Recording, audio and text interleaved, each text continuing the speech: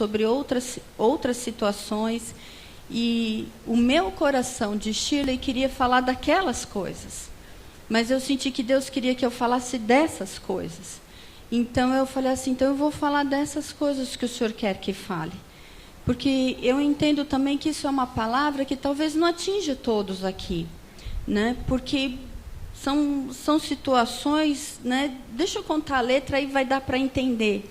Quando eu comecei a orar para saber o que trazer para a igreja no domingo, a palavra o que me vinha era uma música da Ana Paula, que tem uma letra mais ou menos assim, eu não lembro exatamente a letra, eu deixei dentro da bolsa.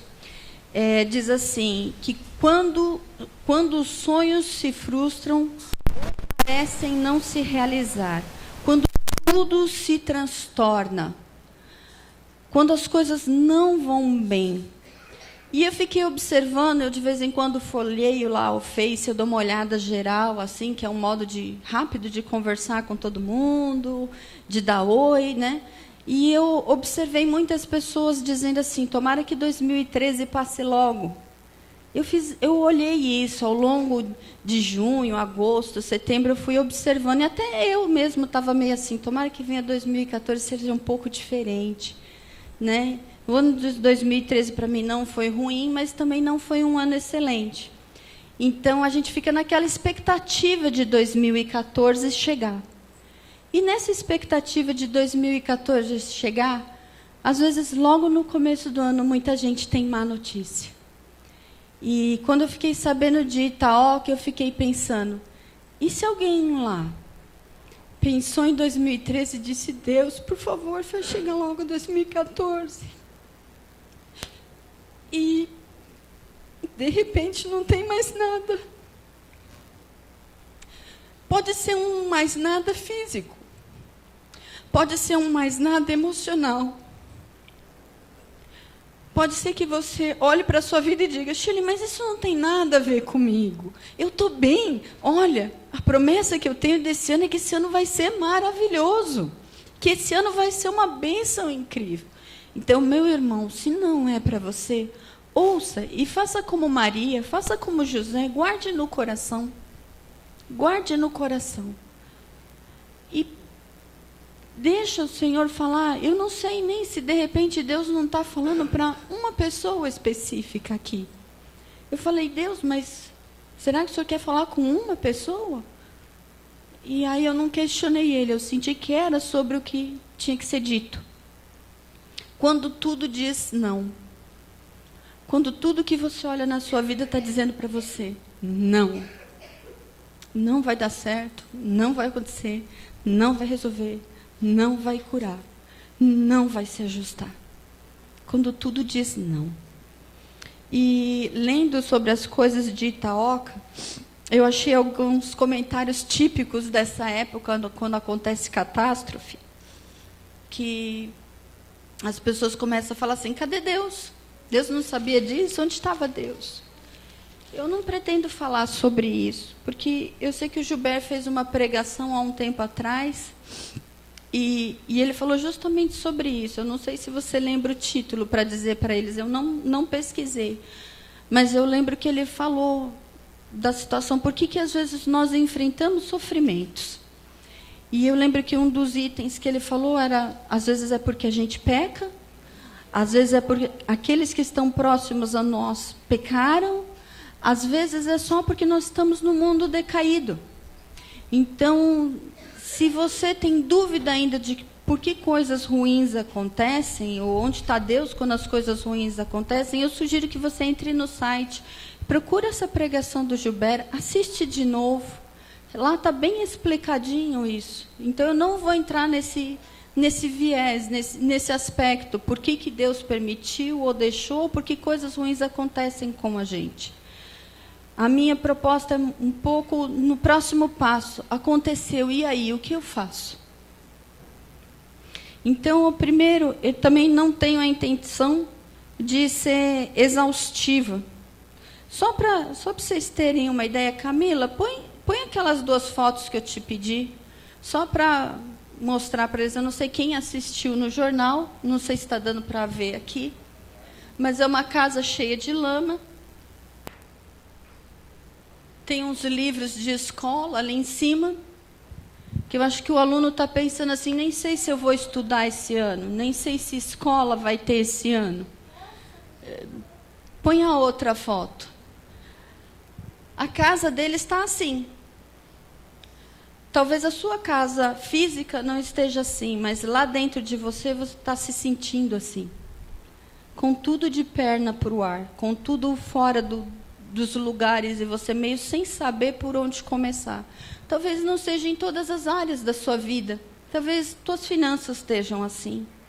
Talvez teu relacionamento com teu marido, com a tua esposa esteja assim. Talvez o teu relacionamento na escola, ou em alguma circunstância esteja assim, meio fora de lugar, e você fala assim, por onde eu começo? Aonde eu inicio? Pode tirar, cá. Essas fotos eu peguei na internet lá de Itaó, que eu acho que mais informações é com a Regiane e com o Valmir. O Gilberto está dizendo que eles foram para lá para ajudar. Então, eu acredito que quando eles subirem de volta a segunda ou terça, eles venham com informações claras, porque uma coisa é o jornal, outra coisa é ir lá. E venham com informações claras, e aí a gente tem mais certeza de como a gente pode ajudar. Amém? Também não quis ser exaustiva. Eu fiz uma lista bem comedida aqui de 7 itens do que a gente pode fazer quando parece que está tudo dizendo não na vida da gente. E você pode fazer os seus. Você pode completar em casa. Você pode acrescentar alguns nesses. Né? Eu procurei pegar aqueles que para mim chamaram mais atenção. E o primeiro deles vem antes de tudo acontecer. Esse é o único que eu estou colocando, que é antes de tudo acontecer. E eu chamei esse primeiro ponto de vacine-se. Quando nós tomamos vacina, nós não tomamos vacina como um paliativo. Eu não estou tentando resolver algo que já aconteceu. Eu estou tentando me antecipar a algo que pode vir a acontecer. Se eu sei que existe cachumba, que existem doenças, eu posso tomar uma vacina, eu tomo uma vacina. Então, eu quero dar uma vacina espiritual, que vocês podem pedir para o Espírito Santo me aplica essa vacina. Porque eu falei assim, Deus, mas eles vão me perguntar, então, como é que eles tomam essa vacina? Eu não sei aplicar, irmãos. Eu até queria, de coração, eu digo para vocês que se tivesse nas minhas mãos o poder de fazê-lo, eu faria em mim, faria na minha família e faria em todos que eu conheço. Mas eu não tenho o poder de fazê-lo, mas o Espírito Santo tem. E a gente pode pedir para ele fazer na vida da gente. Então, se existe essa necessidade, faça. Aplique-se essa vacina. Eu só vou dizer qual é essa vacina, vou ler alguns textos para a gente poder entender ela. Em Mateus 7, 24, não precisa abrir, eu vou ler. Jesus conta a história de duas casas. E ele compara: o homem que ouve a minha voz é como uma casa edificada sobre a rocha. O homem que não ouve a minha voz é como uma casa edificada sobre a areia. Só que ele dá um detalhe muito curioso, que vocês já devem talvez até saber. A água da chuva bateu nas duas casas. Os rios transbordaram e bateram nas duas casas. E vocês viram pelas fotos, a casa está inteira. O que aconteceu em Itaoca foi que o rio Palmital subiu a margem dele, ele encheu, e estava chovendo e veio a enxurrada. Então foi, acho que, pelo que eu entendi do que eu li, foi um ajuntamento de águas. E que arrastou as pessoas. Eu morei próximo da região ali, e eu sei que à noite é muito escuro. Embora haja iluminação da rua, quando chove, geralmente a iluminação para. Está no meio da noite, está escuro, está chovendo. Eu não consigo enxergar para onde eu tenho que ir. Então, eu acredito que as pessoas, na hora de tentarem fugir, podem ter fugido para a direção para dentro do rio. Por isso que se perderam, por isso que no desespero se perderam, porque no escuro você fica desorientado. Então, mas a casa ficou em pé, as paredes delas estão em pé. Então, muitas vezes na nossa vida, pode acontecer de entrarem os rios e a casa fica cheia de lama. A casa fica bagunçada, a casa não caiu. A casa está em pé, porque ela está em cima da rocha. Mas ela está enfrentando a lama. Ela está enfrentando a sujeira, ela está enfrentando a dificuldade. Mas ela não caiu. Então, a casa daquele que está sobre a rocha também enfrenta aflições. Também enfrenta dificuldades. Qual é a vantagem de estar sobre a rocha? A casa não cai. Essa é a vantagem. A casa não cai. Porque se a sua casa estiver sobre a areia, a notícia é triste, ela vai cair. Porque o rio é forte. E a casa cai. Mas qual a vantagem daquele que firma sobre a rocha? A casa não cai, mas ele enfrenta as aflições. Ele não vai deixar de ter aflições. Outro texto, eu não vou pedir para vocês abrir, está em Efésios 6,13. Portanto, tomai toda a armadura de Deus, para que possais resistir no dia mau, e depois de terdes vencido tudo, permanecer inabaláveis. A gente poderia começar a falar da armadura de Deus, que é tão linda, tem tantas revelações de Deus ali. Poderia falar sobre todo o texto, sobre todo o contexto, mas Paulo está deixando uma coisa muito clara aqui: o dia mau virá. E essa é uma verdade que às vezes a gente não gosta de ouvir ela. O dia mau vem. Talvez não venha para mim, venha para o meu irmão. Talvez não venha na minha cidade, venha na outra cidade. Mas dias maus, eles acontecem. Nós estamos num mundo que já sobre o maligno. Dias maus acontecem. Então, lembrar disso vai nos preparando para enfrentar as situações.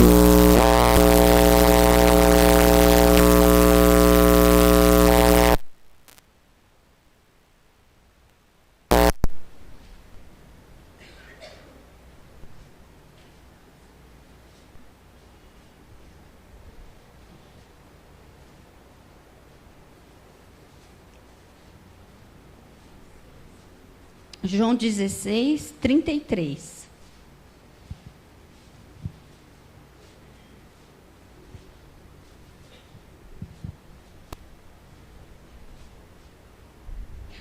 Estas coisas vos tenho dito para que tenhais paz em mim. No mundo passareis por aflições, mas tende bom ânimo. Eu venci o mundo. Então, qual é a vacina? A vacina é eu lembrar que no mundo eu terei aflições. Essa é a vacina. Ah, então eu tenho que aceitar tudo de mal que acontece comigo? Não estou falando isso, irmão. Eu tenho uma postura muito pessoal minha, não estou dizendo que ela é doutrinária, que ela é bíblica, ou que você deve segui-la. Quando algo ruim acontece na minha vida, a primeira coisa que eu faço é perguntar para Deus o que está acontecendo. Porque pode ser um ataque do inimigo, e eu não tenho que ficar aceitando o inimigo me atacar. Pode ser, assim, um descuido, às vezes, com a minha boca. Uma vez eu estava chegando aqui, e na época ainda era o Fernando, o porteiro, e eu fiz assim, não estava bom, o nariz estava ruim, eu estava assim meio com aquela sensação de início de gripe, que a gente fica meio entorpecido. E eu cumprimentei ele, e ele falou assim: e aí, Shirley, o que está acontecendo? Aí eu fiz assim para ele: eu estou querendo pegar uma gripe. Ah, você quer uma gripe para você? Pois então, pega aí a gripe. Eu parei, eu falei: meu irmão, você tem razão, a gripe está querendo me pegar, mas eu não quero que ela me pegue, não. Então eu mudei, a gripe quer me pegar, mas eu não quero pegar ela, não. Novamente, isso não é doutrinário, irmão, não é bíblico, é meu, é uma postura pessoal minha. Se te agrada, usa, se não te agrada, descarta. Então, a gente deve resistir, sim, mas entender também que a aflição faz parte deste mundo. Senão, eu não vou estar vacinado. É como eu imaginar, não tem... Que doença nós temos erradicada? A varíola está erradicada? Eu não fiz essa pesquisa. Alguém sabe me dizer? Não? Suspeito eu que a varíola esteja erradicada. Porque ela está erradicada, as nossas crianças deixam de tomar vacina de varíola? Não. Por quê? Porque pode acontecer de eu viajar para um outro país, de eu viajar para uma outra localidade, de eu ir para uma cidade muito interiorana e, de repente, ali tem varíola. E não está preparado para tratar com esse vírus. Então, como que eu trato com o vírus do desânimo, da tristeza e de ficar longe de Deus por causa das aflições? Me vacinando. Então, vacine-se. Lembre que no mundo você vai ter aflições, mas tenha bom ânimo. Jesus venceu o mundo. Amém? Essa é a vacina. A vacina precisa ser tomada antes. Agora, o próximo é o que fazer no momento realmente da aflição. Tenha bom ânimo. Aí você fala assim, poxa, Shirley, vai falar para os camaradas lá em Ataoca ter bom ânimo. Eu achava muito que essa palavra bom ânimo, porque eu tirei ela de um texto bíblico, que eu não pus aqui, por sinal. Mas depois eu descubro. Eu tirei ela da Bíblia mesma. Isso, foi do próprio versículo, é verdade. Eu fui olhar no original dela, e essa palavra, eu olhava para ter bom ânimo e pensava em pessoa alegre, efusiva, bem disposta. Quando eu olhava para esse termo bom ânimo, era o que me vinha à mente.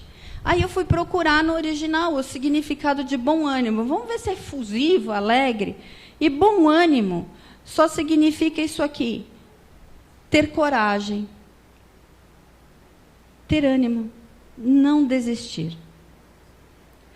Então, quando Deus pede para você ter bom ânimo, Ele não está pedindo para você dar saltos de alegria. Ele está dizendo para você, não desista. Não para. Continua. Abre em Provérbios 24, 10.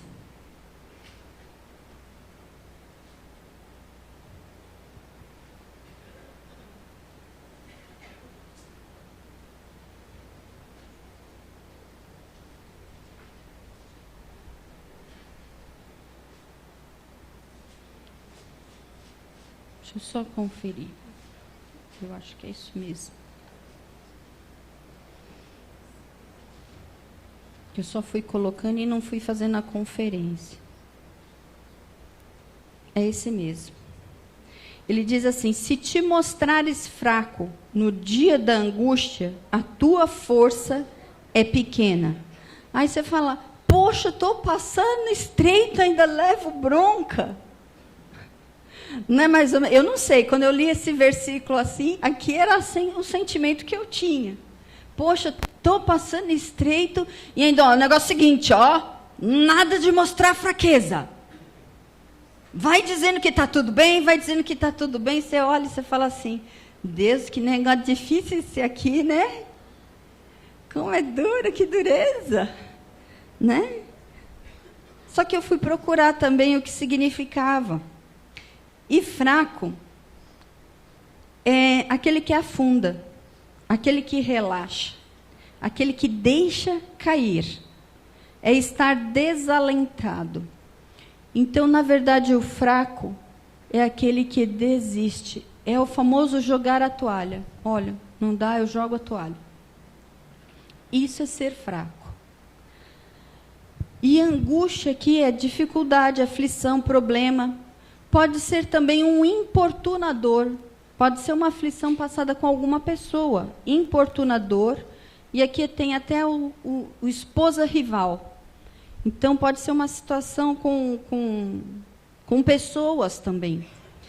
Então, o provérbio está dizendo para você o seguinte, parafraseando. Ei, não joga a toalha no chão no dia que você ficar aflito.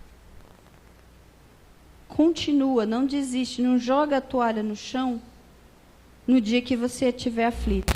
Que bate com o que Jesus falou em João 16:33, tenha bom ânimo. Ou seja, não joga a toalha, não larga, não desiste. Abre em Hebreus 10, 36. Hebreus 10, 36.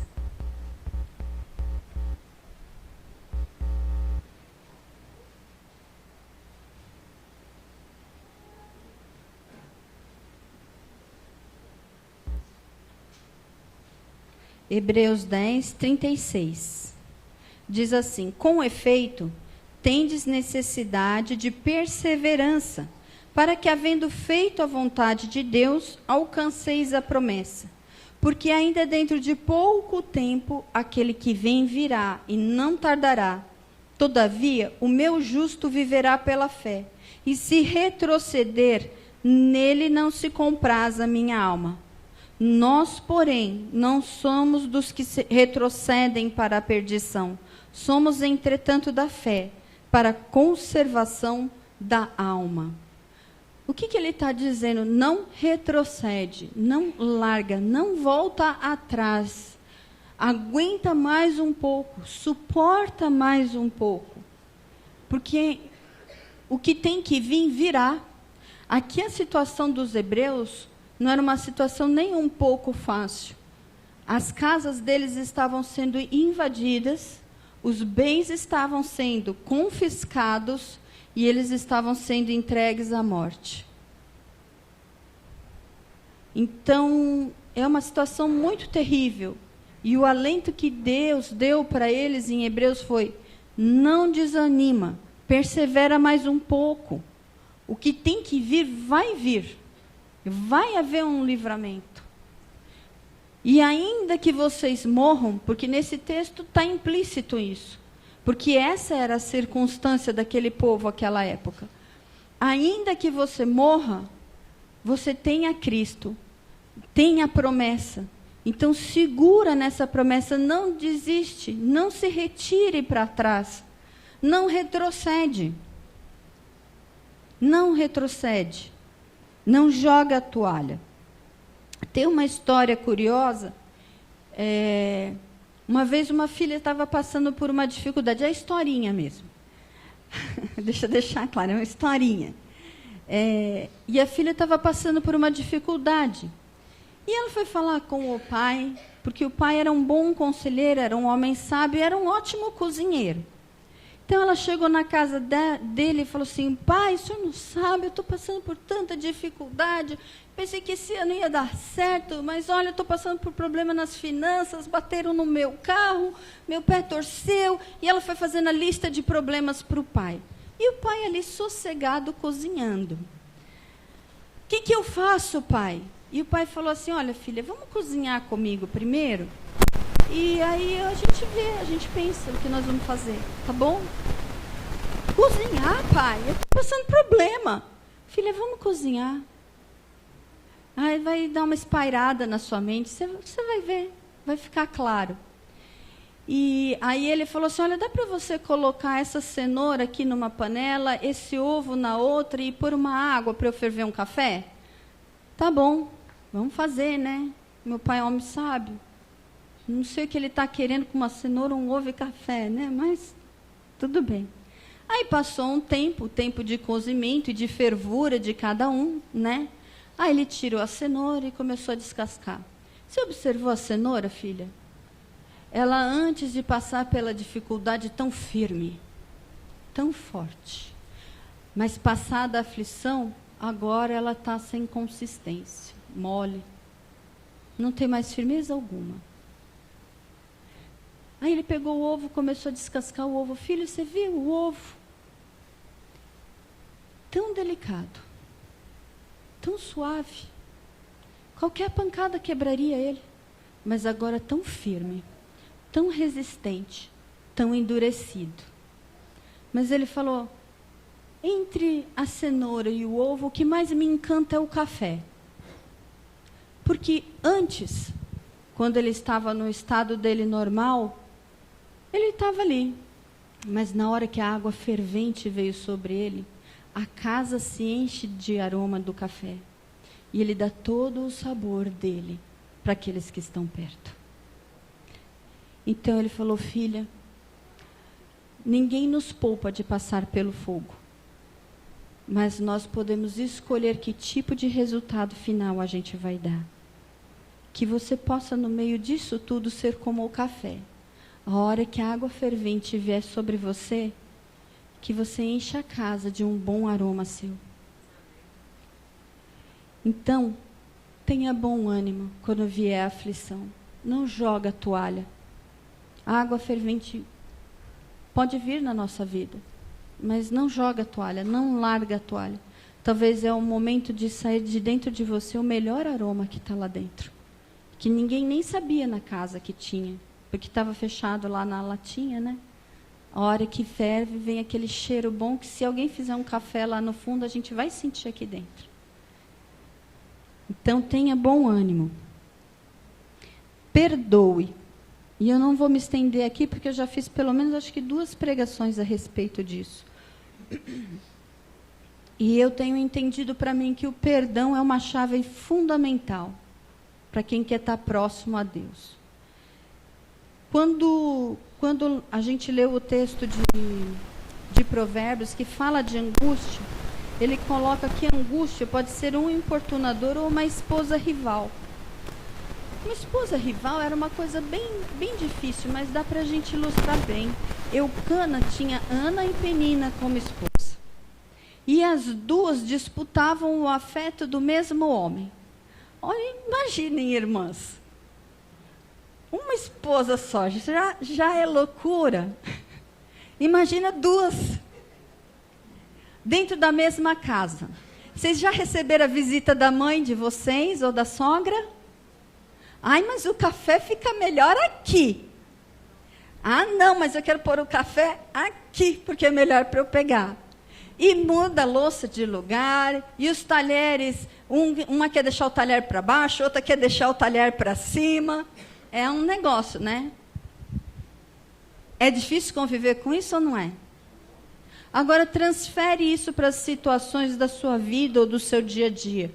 Talvez no seu serviço, talvez nos seus colegas de escola, talvez dentro da igreja mesmo, talvez dentro do seu convívio. Como é duro. Qual a solução para isso? Perdoar. Perdoar. E eu brinco que às vezes tem situações que elas são uma constante. E a gente precisa perdoar 24/7. 24 horas por dia, 7 dias por semana. Tem situações na nossa vida que elas não se resolvem de hoje para amanhã. Às vezes ela leva um processo para ser resolvida. E nesse processo eu preciso ir perdoando de novo, perdoando de novo, perdoando de novo. Pedindo perdão de novo, talvez. Pedindo perdão de novo, pedindo perdão de novo. Então, é um processo. Mas, para resolver a solução, não adianta eu procurar um culpado. O pessoal de Itaoca pode olhar para a situação e dizer assim, eu sou pobre. E eu sou pobre porque os meus pais não trabalharam, porque, sei lá, meu pai era alcoólatra, não trabalhava, não trouxe dinheiro, e agora eu sou pobre, e agora eu estou sofrendo essas coisas porque eu sou pobre. Então, a culpa é dos meus pais. A pessoa que está lá em Itaoca, ela pode virar e dizer assim, não, a culpa é do governo, que não pôs asfalto, que não pôs isso, que não pôs aquilo. Ou, a culpa é do meu marido. Se o meu marido tivesse cuidado bem da casa e se preocupasse, a gente não moraria tão perto do rio. Ou a culpa é da minha mulher, que eu trabalho, mas ela não se esforça em me ajudar e eu não consegui ter uma casa em outro lugar, só aqui. Geralmente, na hora da dificuldade, a gente tem a mania de procurar culpados. De quem é a culpa? E o melhor de tudo é fugir disso. Se existe alguma situação em que tem realmente um culpado, é perdoar, é liberar, é soltar. Então, dentro das aflições que você passar, procura perdoar.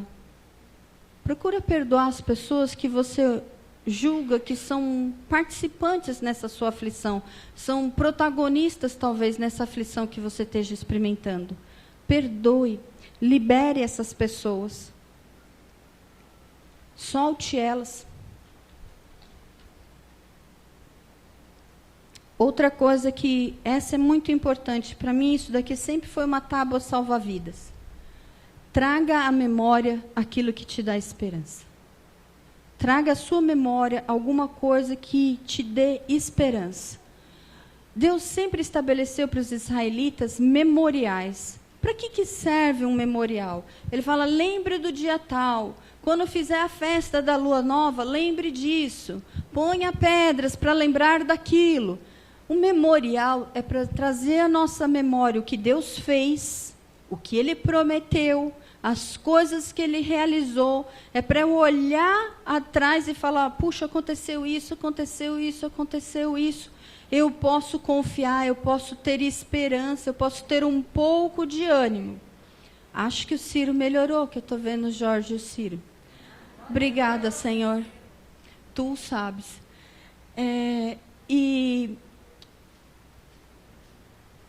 Me perdi. No memorial. Então, ele serve para marcar.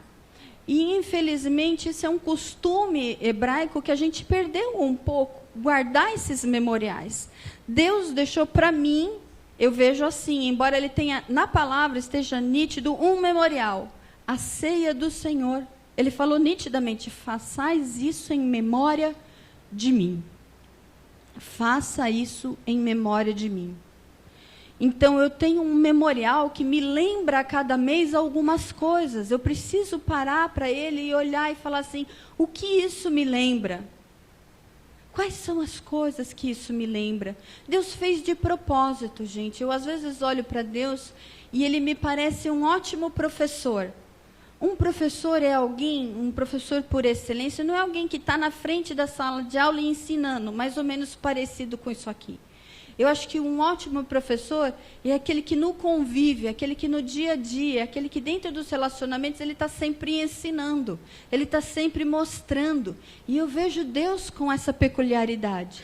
Ele está sempre ensinando, ele está sempre mostrando. Ele botou ensinos no sol, na lua, nas estrelas, nos acontecimentos do dia a dia, no início da vida. Ele pôs essas marcas ao longo da vida. E compete a gente olhar. O batismo é outro memorial. O que nos lembra o batismo?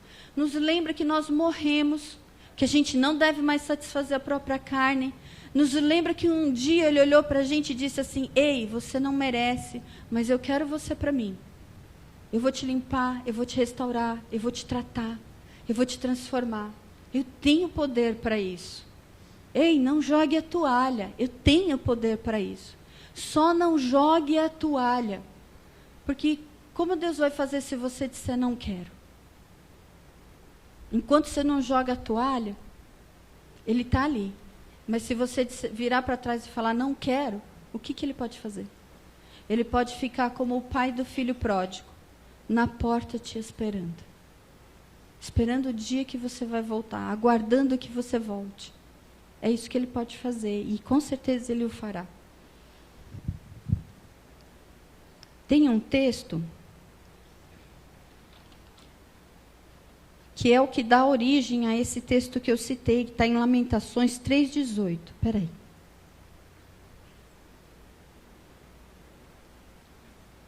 Não precisa abrir se não quiser, que eu já vou ler ele, para adiantar o nosso tempo. Então disse eu, já pereceu a minha glória, como também a minha esperança no Senhor. Lembra-te da minha aflição e do meu pranto, do absinto e do veneno. Minha alma continuamente os recorda e se abate dentro de mim. Quero trazer à memória o que pode me dar esperança. As misericórdias do Senhor são a causa de não sermos consumidos, porque as suas misericórdias não têm fim, renovam-se a cada manhã. Quando Jeremias estava falando esse texto aqui, olha o que ele diz antes, em fel de amargura, estava angustiante a situação. Ele trazia uma palavra de Deus, o rei ficava bravo com ele, punha ele na cova. Ele queria o povo sarado, mas o povo não queria ouvir.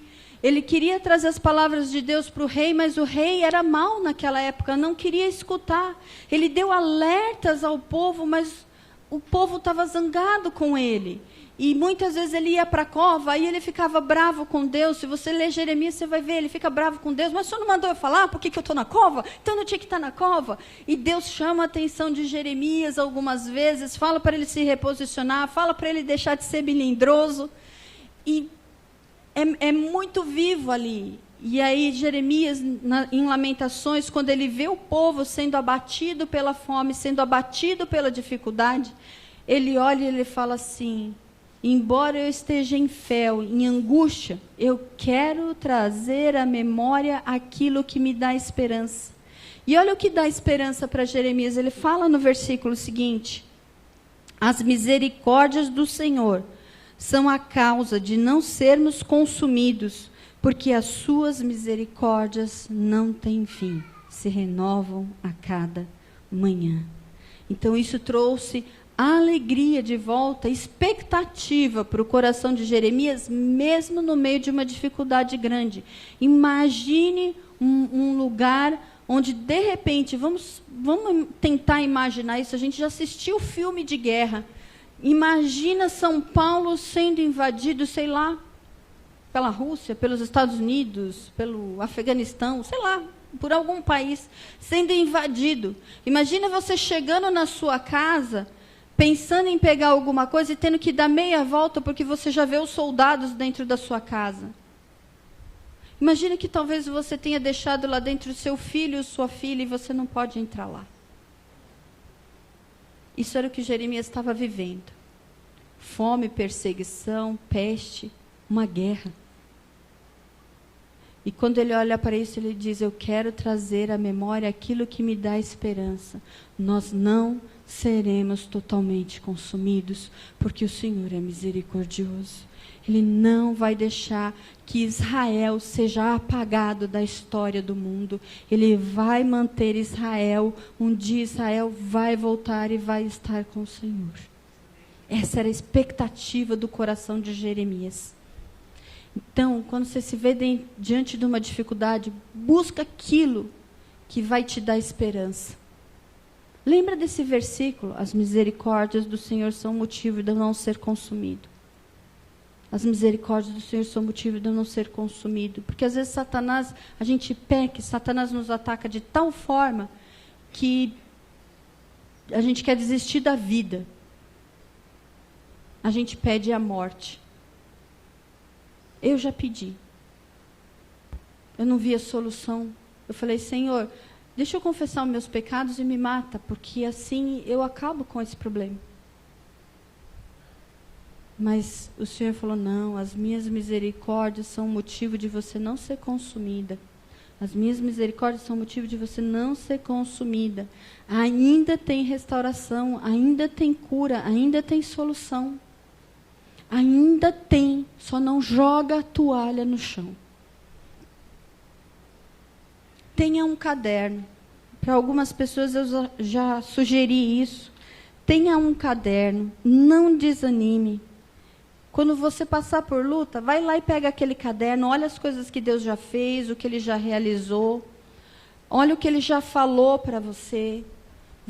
Usa esse caderninho como um caderno especial, de você ir lá e olhar ele e falar assim: puxa, aqui eu estava mal mesmo. E Deus fez, agora eu não estou tão mal assim. Então Deus pode fazer. Se aqui que eu estava tão ruim. Tem um versículo que para mim ele é especial. Não precisa abrir, está em João 6,37. Diz assim: todo aquele que o Pai me dá, esse virá a mim. E o que vem a mim, de modo nenhum, o lançarei fora. No começo da minha conversão, eu ficava nos momentos tão confusa, que eu escutava algumas pregações e eu falava: eu não tenho condições de alcançar isso, eu não tenho condições de alcançar isso, eu não consigo fazer nenhum desses itens. Então, aí eu pensava isso comigo. Aí eu escutava uma voz que me dizia assim: realmente você não serve para Deus, você não presta para Deus. E eu escutava essa acusação e eu não sabia distinguir as vozes ainda, se era minha, se era do Espírito Santo, se era de Deus. E como era uma voz citando versículos bíblicos para mim e dizendo para mim que o que eu estava fazendo era errado, o que eu julguei? Que fosse Deus me repreendendo. Eu julguei que era Deus me repreendendo. E um dia eu fiz uma coisa que ninguém recomenda, mas eu fiz no meu desespero. Eu falei assim: Deus precisa ter alguma resposta. E eu abri a Bíblia e eu caí nesse versículo. E eu li esse pedaço que diz assim: aquele que vem até mim, de modo nenhum lançarei fora. E eu lembro que eu falei assim: Deus, te peguei. Eu estava tão confusa que eu fiz isso mesmo: Deus, te peguei. Se eu for até o Senhor não pode me lançar fora. Então, como eu vim até o Senhor, agora o Senhor não pode me jogar fora. Então, mesmo que eu não esteja prestando muito, o Senhor não pode me jogar fora. E aquilo me segurou por tantos anos na minha vida, quando eu ficava confusa, sem entender bem o que estava se passando. Hoje eu olho e eu falo assim: como o Senhor é bom. Como o Senhor é bom. O Senhor viu a minha confusão, viu a minha inexperiência, viu a minha incapacidade, viu o ataque espiritual que eu estava sofrendo, que era violento.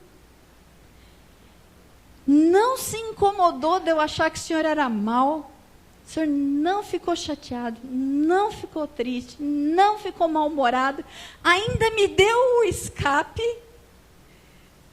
para eu sentir que eu tinha pego o Senhor de alguma forma. Deus, que Deus é esse? Que Deus é esse? Não se preocupou nem um pouquinho com a reputação dele. Porque eu estava acusando ele de me acusar, né? Olha só. Não se preocupou da minha acusação contra ele. Me deu o escape quando eu abri a Bíblia. Então, quando eu olho para esse versículo, eu chamo ele de tábua salva-vidas. Quando eu não conseguia segurar em nada, eu me sentia como num naufrágio. Ele me segurou por tanto tempo. Tanto tempo, esse versículo foi a minha segurança. Toda vez que vinha aquela voz acusadora, eu falava: não, eu vou até Jesus e Jesus não joga fora. Não, eu vou até Jesus e Jesus não joga fora. E eu me segurava naquilo. E eu vencia as acusações do inimigo com essa tábua salva-vidas. É isso que Paulo fala: embraçando o escudo da fé. Eu não percebi, Deus colocou o escudo no meu braço sem eu perceber. E eu embracei aquele escudo, e cada vez que o inimigo vinha me acusar, o que eu fazia? Eu levantava o escudo e falava: não, se eu for até Jesus, ele não me lança fora. Então, guarde os memoriais.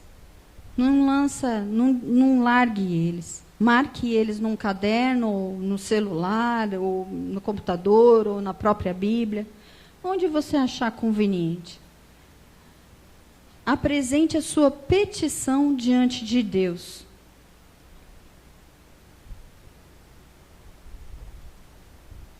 Você pode falar assim para mim: puxa, mas oração é uma coisa que a gente já sabe, que eu tenho que orar, que eu tenho que apresentar minha petição diante de Deus. Mas fala para mim, qual que é a hora mais difícil de orar? Não é no meio da aflição? No meio da aflição a cabeça não pensa? O corpo não se sente bem? E é a hora que a gente mais tem dificuldade de orar. E Paulo está dizendo para os filipenses: ei, na hora da angústia, apresenta suas petições diante de Deus. É o que está em Filipenses 4:6. Não andeis ansiosos de coisa alguma, em tudo, porém, sejam conhecidas diante de Deus as vossas petições, pela oração, pela súplica, com ações de graça. Então, no meio da dificuldade, ore. Apresenta suas petições diante de Deus, ainda que as suas petições sejam confusas que nem a minha, quando eu estava lá no pior das minhas confusões. Ainda que seja assim, apresenta as suas petições diante de Deus, apresenta as suas orações diante de Deus, ainda que isso tudo esteja difícil e complicado. Eu queria ler um pedaço de um salmo, porque o salmista, ele rasga o coração para Deus. Meus irmãos, a gente precisa aprender a rasgar o coração para Deus, a ser honesto com Ele. Isso é a coisa que eu mais admiro em Jó. Eu sei que muitos admiram quando ele disse: o Senhor Deus, o Senhor tomou, louvado seja o Senhor. Eu sei que muitos gostam desse versículo. Mas o que eu mais admiro em Jó é que ele foi muito honesto com Deus. Ele não escondeu o que ele estava sentindo. Essa é a coisa que eu mais admiro nele. A honestidade dele diante de Deus. E a resposta de Deus veio: ei, Jó, vamos bater um papo aqui. Você andou falando mais do que devia, Vamos ter uma conversinha tete a tete? Homem a homem, olho no olho, rapaz. Se é que você pode olhar nos meus olhos? Foi mais ou menos isso que Deus fez com ele. Mas aquilo ali fez algo maravilhoso no coração dele. Algo maravilhoso no coração de Jó. A ponto dele poder olhar e dizer: antes eu falava do que não conhecia. Agora os meus olhos te veem. Antes eu falava o que eu não sabia. Então, seja honesto diante de Deus. Seja franco diante dele. Se existe uma pessoa que tem suporte para a sua franqueza, esse alguém é Deus. Dificilmente as pessoas suportam a nossa franqueza se nós formos extremamente francos, extremamente honestos. E dizer o que nós realmente pensamos. Que muitas vezes a gente fala: Deus, eu pensei aquilo, tira. Mas Deus tem suporte para isso. Ele tem condições de fazê-lo. Ele tem condições de suportar a verdade. E tem condições de tratar o nosso coração com relação àquela verdade. Ele tem condições de olhar nos seus olhos e dizer: ei, vamos conversar de pai para filho? Você botou as estrelas no céu? Você fez o sol? Você pesca o Leviatã com o seu anzol? Você transforma ele num cachorrinho de estimação para os seus filhos? Deus faz. Ele faz assim quando a gente é honesto com ele. Ele vem e fala e responde. O salmista diz assim no Salmo 13: até quando, Senhor? O Senhor vai esquecer de mim? Até quando o Senhor vai tirar o seu rosto de perto de mim? Até quando eu vou estar relutando dentro da minha alma, com tristeza no coração todo dia? Até quando se erguerá contra mim o meu inimigo? Atenta para mim, responde, Senhor Deus meu, ilumina meus olhos, para eu não morrer, para que meu inimigo não diga de mim: prevaleci contra ele, e ele não fique alegre porque me venceu. Mas no que diz respeito a mim, Senhor, eu confio na tua graça. Regozije-se o meu coração na tua salvação. Cantarei ao Senhor, porquanto me tem feito muito bem. Ele sabia quem Deus era, ele sabia da grandiosidade de Deus, ele sabia do poder de Deus. Por isso, ele não temeu ser verdadeiro com Deus. Geralmente, quando a gente não sabe que Deus é amor, que Deus é Pai e o tamanho do nosso Deus, nós tentamos fingir o que sentimos. E isso ofende Ele. Você quer ofender Ele? Finja que você não sentiu o que você sentiu. Finja. Porque você vai estar transmitindo um recado. Não confio no teu amor, não confio na tua misericórdia, não confio em quem o Senhor é. Não transmita esse recado para Deus. Ele está pronto para ouvir. Ele tem condições de ouvir. Porque Ele tem condições de ouvir. Porque Ele é grande, porque Ele é poderoso, porque Ele é misericordioso, porque Ele é tremendo e terrível em louvores. É que você pode chegar diante dEle e falar a verdade. Porque Ele é santo. Você pode falar a verdade para Ele, porque Ele tem suporte para a verdade. Então, porque você sabe essas coisas, seja verdadeiro com Deus. Porque essas coisas estão no seu coração. Você pode ser verdadeiro com Ele. Então, apresente as suas petições diante de Deus no dia da angústia. Dê graças. Eu achei curioso que hoje o Gilberto escolheu um monte de músicas falando exatamente disso. Eu falei assim, eu não combinei com ele, eu não avisei o assunto, mas parece que o Espírito Santo já deixou combinado. Dê graças. Falei assim, mas como é que eu vou dar graças no meio da dificuldade? Ele não fala: apresente as suas orações, suas petições com súplicas, com orações e com ações de graças. O salmista, ele pode rasgar o coração inteiro, ficar zangado, mas no final ele sempre diz assim: mas em ti esperarei, em ti eu confio. Ou seja, ele está dizendo: ei Deus, eu estou sentindo tudo isso aqui, mas eu não vou jogar a toalha. Eu não vou jogar a toalha. E eu vou dizer para você, irmão, se chegar um ponto de você dizer assim, eu vou querer jogar a toalha, pede para ela grudar na tua mão. Fala assim, Deus, cola ela na minha mão, porque minha vontade é jogar. Mas cola ela na minha mão com teu amor. Cola ela lá, para ela não cair. Dê graças a Deus. Às vezes tem vitórias que vêm da gente dar graças a Deus. No meio da tribulação. No meio da angústia. Às vezes a vitória vem quando a gente tem um espírito grato. Tem um espírito agradecido. Esse é um segredo. Aprender a dar graças. Quando tudo parece ruim. Quando tudo está muito difícil. Talvez não seja o louvor, porque a Bíblia diz assim, não fazendo diferença entre o que é dar graças e o que é louvor, porque a Bíblia diz, está alguém entre vós aflito? Ore. Está alguém entre vós contente? Cante louvores.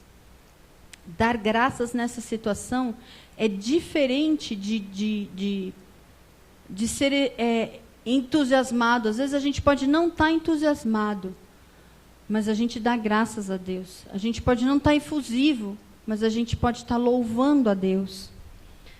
A palavra diz assim, em Salmo 50, não precisa abrir. Oferece a Deus sacrifício de louvor e paga ao Altíssimo os teus votos. Invoca-me no dia da angústia, eu te livrarei. Ele associa o louvor com invocar o Senhor no dia da angústia. Em Hebreus 13:15 diz assim, portanto, ofereçamos sempre por ele a Deus sacrifício de louvor, isto é, o fruto dos lábios que confessam o seu nome. Então, no meio da aflição, eu dou graças e eu confesso que Deus é poderoso, ainda que eu não esteja entendendo o que está acontecendo, ainda que eu não esteja compreendendo, ainda que eu não esteja gostando do que está acontecendo. Mas eu dou graças a Deus por aquilo. Em Salmo 22, diz assim, do 1 ao 5, Deus meu, por que me desamparaste? Porque se acham longe de mim a salvação, as palavras do meu bramido? Deus meu, clamo de dia e não me responde, também de noite, porém não tenho sossego. Contudo, tu és santa, entronizada entre os louvores de Israel. Nossos pais confiaram em ti, confiaram e o Senhor os livrou, a ti clamaram. E se livraram, confiaram em ti e não foram confundidos. Ele apresenta a petição, mas ele lembra, contudo, tu estás entronizado entre os louvores de Israel. E o louvor, ele tem uma situação interessante, porque quando eu começo a lembrar o quanto Deus é grande, isso faz bem para mim. Isso é uma forma de trazer à minha memória o quanto Deus é grande. O louvor é uma forma de trazer à minha memória o quanto Deus é grande. Então, o louvor não faz bem para Deus.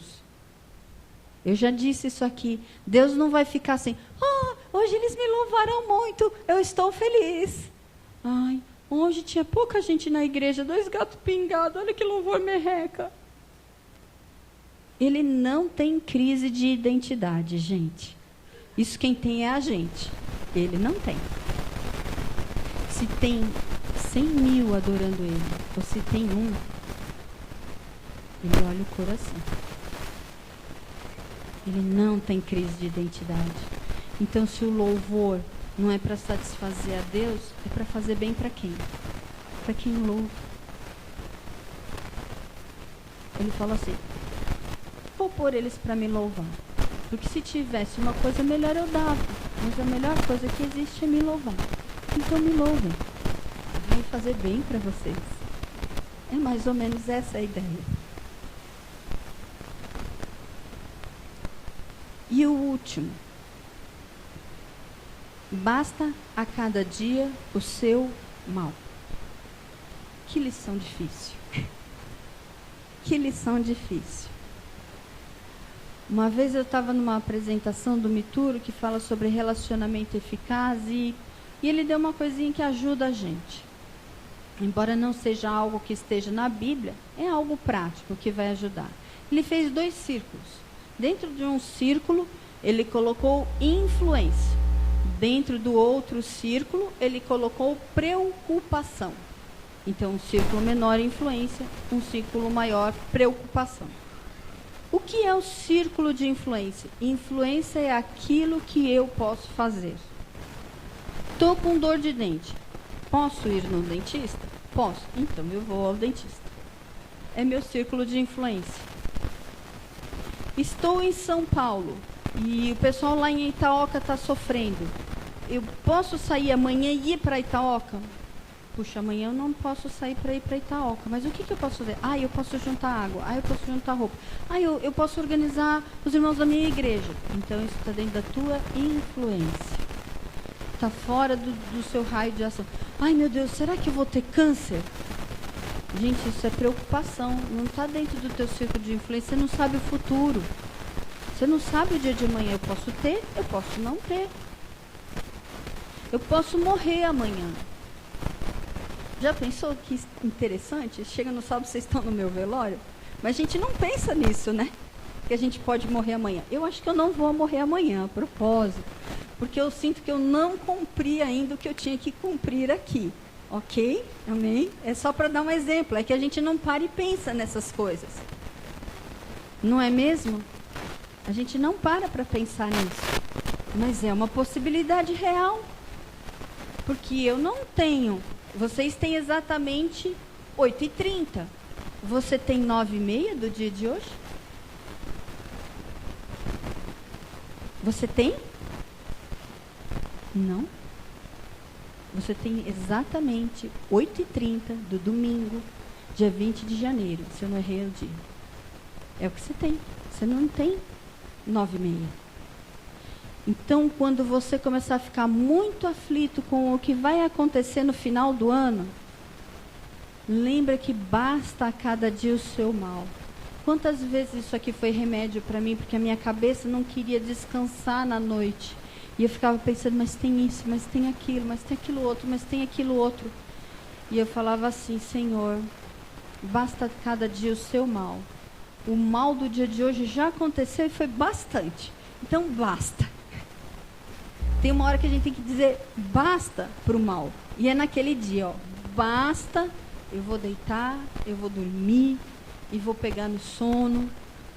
Porque até o sono Deus dá para mim. Em Salmos está escrito que Deus dá o sono aos seus queridos. Então até o sono Deus dá para mim. Então eu vou deitar e vou dormir.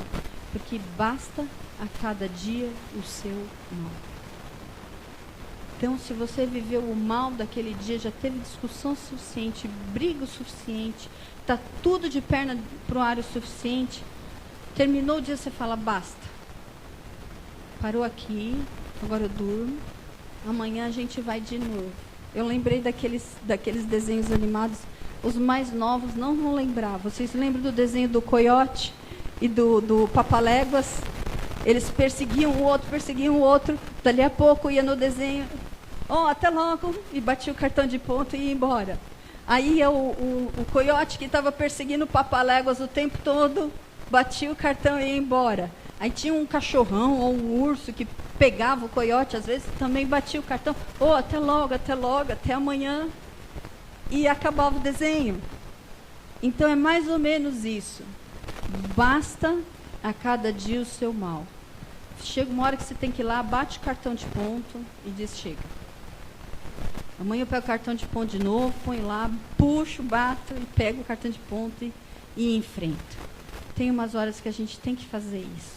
Dizer, basta a cada dia o seu mal. Ainda que você tenha que nem criança, pegar o cartão de ponto e falar assim, Deus, por fé, eu pego o cartão de ponto, eu ponho aqui, bato, chega, basta. Vou fazer outra coisa, agora vou ler Bíblia, vou orar, vou fazer alguma outra coisa. Então, como eu disse, não é exaustivo, são vários itens, você pode aumentar eles, pode colocar mais coisas, pode diminuir, aumentar, resumir. Deixa eu pegar aqui que eu tinha feito mais um, quando eu já tinha terminado, eu acrescentei um. Vacine-se. Lembre que nesse mundo você vai ter aflições. Tenha bom ânimo. Não joga a toalha no chão. Perdoe, porque nas aflições geralmente tem problema, tem às vezes dificuldades com alguém. Busca na sua memória aquilo que te dá esperança. Se tiver difícil, que nem eu estava, pede um versículo, pede uma tábua salva-vidas para Jesus, Ele vai te dar. Apresente os seus pedidos diante de Deus em oração. Dê graças. E se tudo não funcionar, diga para o mal daquele dia: basta por hoje, agora eu vou dormir. Amém? Vamos nos colocar de pé?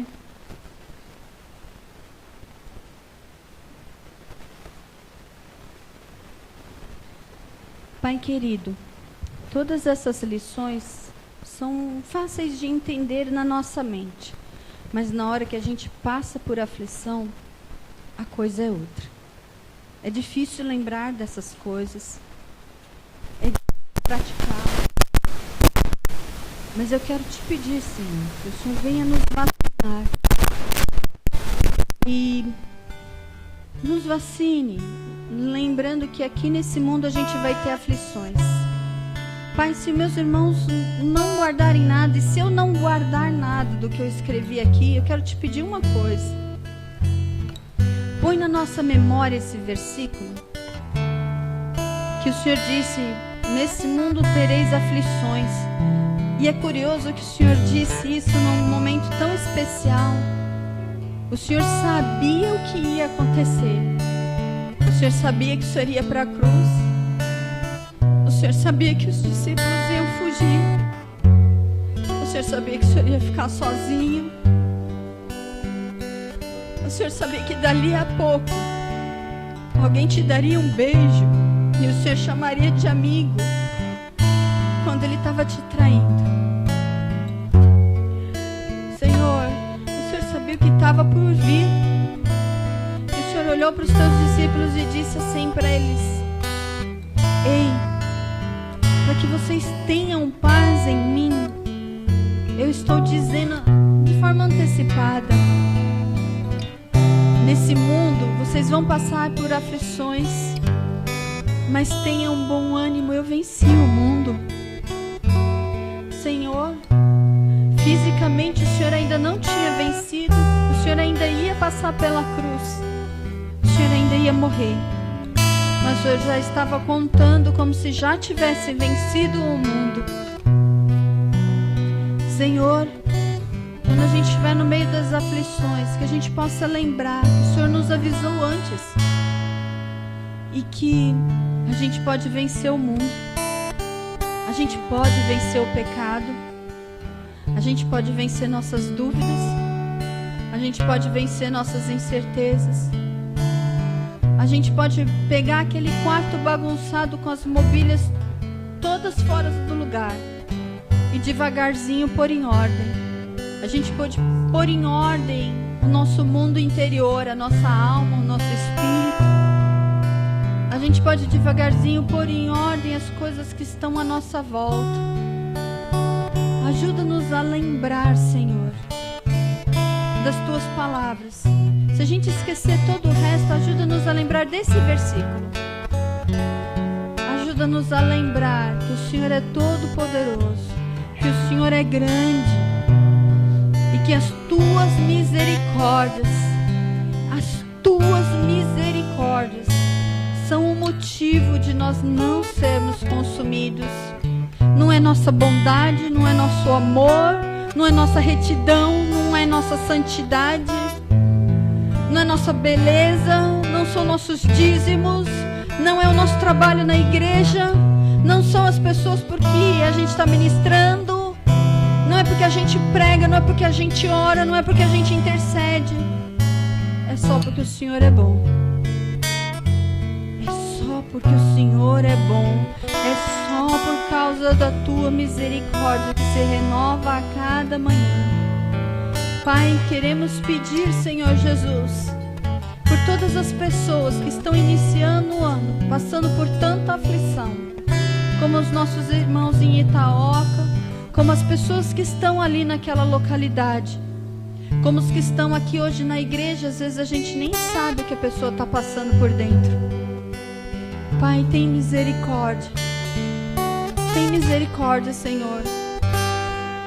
Pai, se tem pessoas dispostas a jogar a toalha no chão, cola a toalha na mão delas, para que elas não desistam.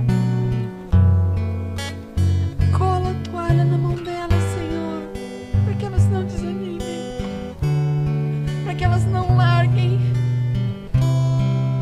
Pai, põe o espírito forte dentro delas, para que elas vençam as tentações, vençam os pecados.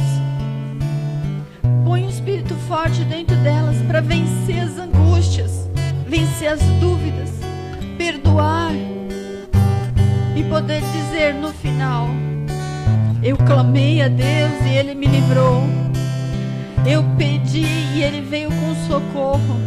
Eu chorei durante a noite, mas de manhã veio a vitória. Senhor, assim nós pedimos por aqueles que estejam passando por dificuldade. Fortalece-os, enche-os da Tua presença.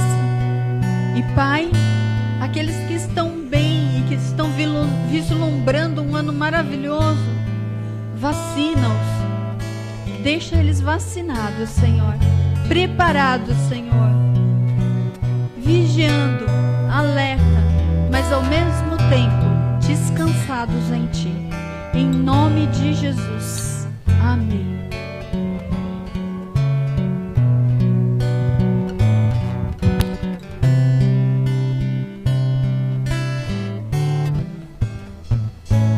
Porque sendo pobre de dizer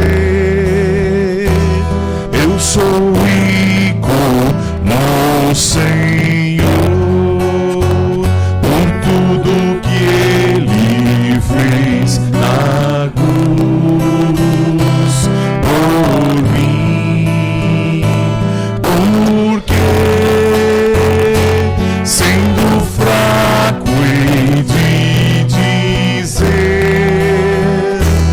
eu sou forte no Senhor,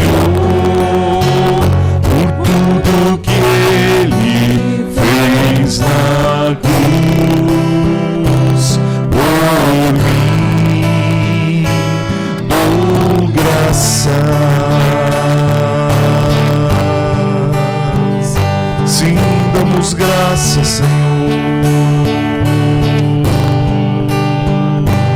Dou graças de coração, prostrado em adoração. Dou graças por Jesus, meu Salvador. Dou graças de coração,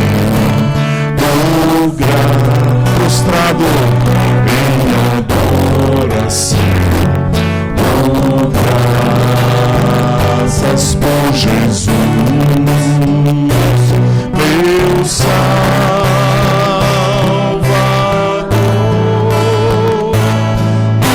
porque sendo fraco hei de dizer eu sou forte no Senhor, porque tudo Ele fez na cruz por mim, porque sendo pobre de dizer eu sou rico no Senhor, por tudo que Ele fez na cruz por mim, dou graças.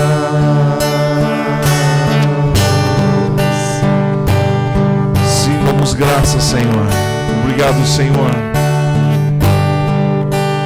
Damos graças a Ti, Jesus. Obrigado, Senhor. Glória a Jesus. Amém, amados. O Senhor é digno, todo louvor, toda honra, toda glória. Vamos aplaudir a Jesus. Obrigado, Senhor. O Senhor é quem nos prepara para a batalha. É o Senhor quem nos sustenta na guerra. É o Senhor quem nos promete a vitória. Bendito é o teu nome, Jesus. Seja honrado, seja adorado, Senhor. Amém. Amém. Amados, nós teríamos um vídeo de apresentação dos adolescentes, mas o horário passou. Eu creio que, acho que domingo que vem é a hora, não é isso? Domingo que vem é o último e a gente pode ver o vídeo, certo? É uma grande oportunidade. Então eu queria que... Temos algum aviso específico? A não ser que nós vamos mudar e que amanhã teremos às 20 horas reunião de oração aqui ainda. E na quarta-feira, reunião de mulheres, 15 horas, né? Então, continuamos essa semana aí na presença do Senhor.